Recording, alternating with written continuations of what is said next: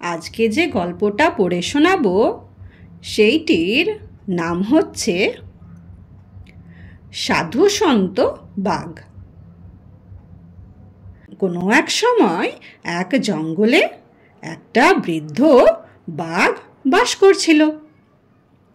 বুড়ো হওয়ার সাথে সাথে তার দেহের শক্তি ও যৌবনের দুরন্তপনা কমে গেছিল। সে তখন ভাবল, ওহো, এই হাঁটুতে ব্যথা আর এই কোমরের ব্যথা, আমি যার হাঁটতেই পারছি না, আর দৌড়তে তো পারছি না, কি করে শিকার করব এখন আমি? আর শিকার না করলে খাওয়া হয়? কি খেয়ে বাঁচবো? এখন তো আর আমি আগের মতন শিকার করতে পারছি না, আর পারবও না, বয়সটা তো আমার অনেক হয়েছে। ফলে এমন একটা কৌশল আমাকে বার করতেই হবে যাতে আমার অনশনে যেন না থাকতে হয়, আর এই খিদের জ্বালায় যেন না মরতে হয়। বাবা, খুব খিদে পেয়েছে, কি যে করি এখন আমি? না, যাই দেখি কোনো জন্তুর জানোয়ার যদি পাওয়া যায়। অনেক দিন চিন্তা করার পর সে একটা ফন্দি খুঁজে বের করলো। সে বনের সব পশু পাখিদের সামনে ঘোষণা করল, ও বন্ধুগণ, সব পশু পাখিরা, আমি এখন বুড়ো হয়ে গেছি, তাই আজ থেকে আমি ধার্মিক জীবন যাপন করব। আমি ঘাস পাতা আর ফল খাবো এবং সব সময় ভগবানের নাম সংকীর্তন করব। তোমরা সবাই এখন থেকে আমায় আর ভয় পেও না। আমি তোমাদের কোনো খারাপ ক্ষতি করব না, আর কোনো অনিষ্টও করব না। বাবা, তোমরা আমার কাছ থেকে ভয় পেও না, দূরে সরে যেও না।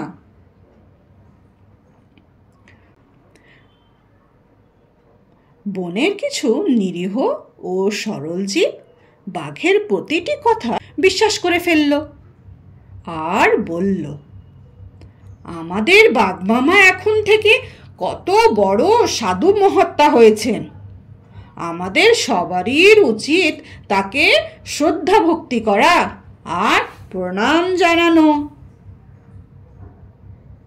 জয় বাঘ মামা জয়, জয় বাঘ মামা জয়। এই ভেবে প্রতিদিন কিছু বোকা ও সরল জন্তু জানোয়ার বাঘকে শ্রদ্ধা জানাতে তার গুহায় যেতে লাগলো। তখন কি আর বাঘ সেই সুযোগ ছাড়ে? তখন তাদের প্রত্যেককেই শিকার করত।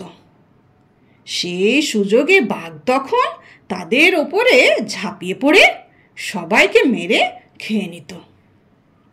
এইভাবে সে অভুক্ত থাকা হাত থেকে নিজেকে বাঁচিয়ে চলছিল, আর বাঘের খুব ভালো দিন কাটতে লাগলো।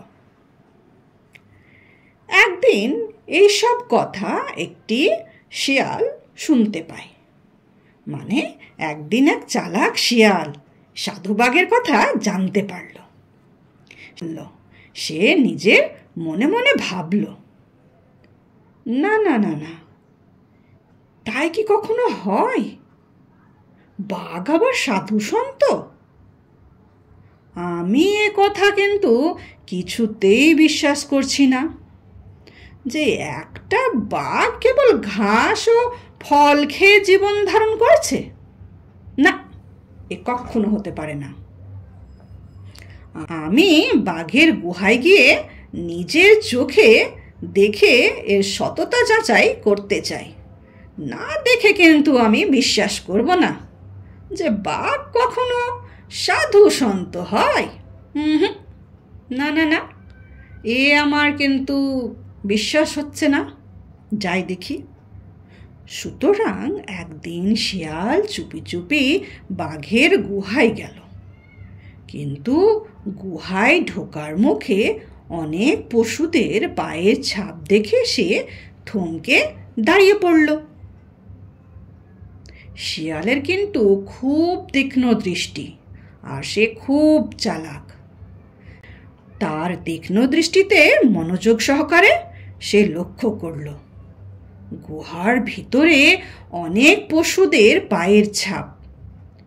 অনেক যে পশুদের পায়ের ছাপ দেখল, সেই ছাপগুলো গুহার ভিতরে ঢুকে গেছে, কিন্তু কোনো পায়ের ছাপ আবার গুহার ভিতর থেকে বাইরে বেরিয়ে আসেনি। তখন কিন্তু শিয়াল বুঝে ফেলেছে, চালাক শিয়াল তো, সে সব এই বাঘের কীর্তিকলাপ বুঝতে পেরেছে। তখন সে মনে মনে বলল, আমি এই অসাধু বাঘকে বাঁচিয়ে রাখার জন্য নিজে মরতে চাই না। সব পশু পাখিদের তুমি বোকা বানাতে পারো মামা, কিন্তু আমাকে পারবে না। এই বলে শিয়াল সেইখান থেকে নিঃশব্দে পালিয়ে চলে গেল। শুনলে তো কি সুন্দর একটা মজার গল্প। এই গল্পটা থেকে আমরা কি শিক্ষা পাই?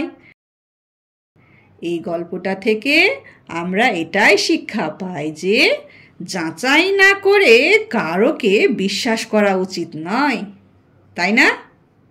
ঠিক তাই। যদি সবারই কথা শুনে শেয়াল চলে যেত বাঘের গুহায়, তাহলে তো সে বাঘের শিকার হয়ে যেত। সে খুব চালাক ছিল, সব কিছুরই যাচাই করলো, তখনই তো বুঝতে পারলো যে এটা বাঘ ফোন দিয়ে এঁটেছে জন্তু জানোয়ারকে নিজের ঘরে নিয়ে এসে শিকার করার, তাই না? তার গুহার ভিতরে ডেকে তাদেরকে শিকার করত। সেই জন্য আমাদেরকেও চাই কাউকে বিশ্বাস করার আগে ভালো করে যাচাই করে নিতে হয়। ঠিক আছে?